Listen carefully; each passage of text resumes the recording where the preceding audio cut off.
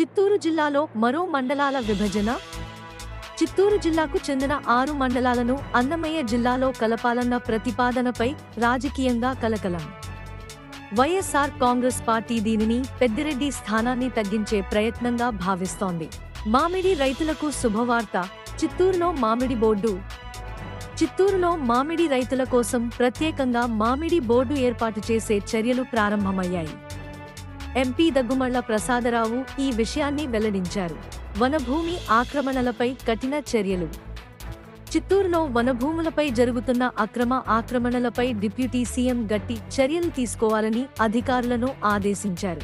AP DSC 2025 teacher recruitment ప్రకటన.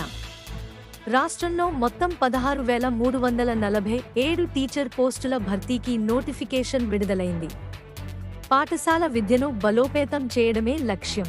Chennai Bengaluru road traffic update. Chennai నుండి బెంగళూరు వెళ్లే చిత్తూరు మార్గంలో ట్రాఫిక్ పెరిగింది. సడలిన రోడ్లు పనులు కారణంగా ప్రయాణంలో 30 నిమిషాల నుండి 1 గంట ఆలస్యం జరుగుతోంది. పూతలపట్టు ఎమ్మెల్యే జర్నలిస్టుల పక్షాన. పూతలపట్టు ఎమ్మెల్యే కాలికిరి మురళీ మోహన్ పాత్రికేయుల సమస్యలపై స్పందించారు. తన జర్నలిజం నేపథ్యాన్ని గుర్తు చేస్తూ మీడియా హక్కుల కోసం కృషి చేస్తానన్నారు. స్కిలప్ చిత్తూరు. రైతులకు డిజిటల్ శిక్షణతో నూతన శక్తి. చిత్తూరు జిల్లాలో స్కిలప్ చిత్తూరు డిజిటల్ ట్రైనింగ్ కార్యక్రమాన్ని ప్రారంభించారు. ఈ ప్రోగ్రాం ద్వారా రైతులకు ఆధునిక సాంకేతికతపై శిక్షణ అందించి వారి వ్యవసాయ ఉత్పాదకతను పెంచడం లక్ష్యంగా పెట్టుకున్నారు. ఈ నూతన శిక్షణ పథకం ద్వారా రైతులు mobile apps, drones, digital marketing వంటి టెక్నాలజీని నేర్చుకుని వ్యవసాయంలో సమర్థతను మెరుగుపరుచుకోగలిగేలా చేయనున్నారు. ఆంధ్రప్రదేశ్ ప్రభుత్వం ప్రాథమిక, ఉన్నత పాఠశాలల పునర్విభజన నిబంధనలను విడుదల చేసింది.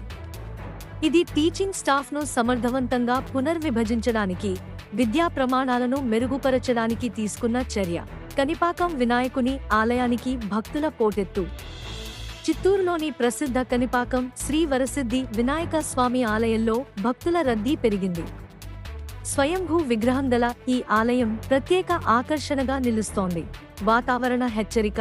ఈదురుగాలులతో కూడిన వర్షాలు. చిత్తూరులో వాతావరణం మేఘావృతంగా ఉంది.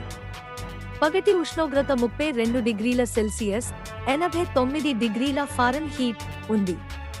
కొంతవరకు ప్రాంతాల్లో ఈదురుగాలులతో కూడిన వర్షాలు కురిసే అవకాశం ఉంది.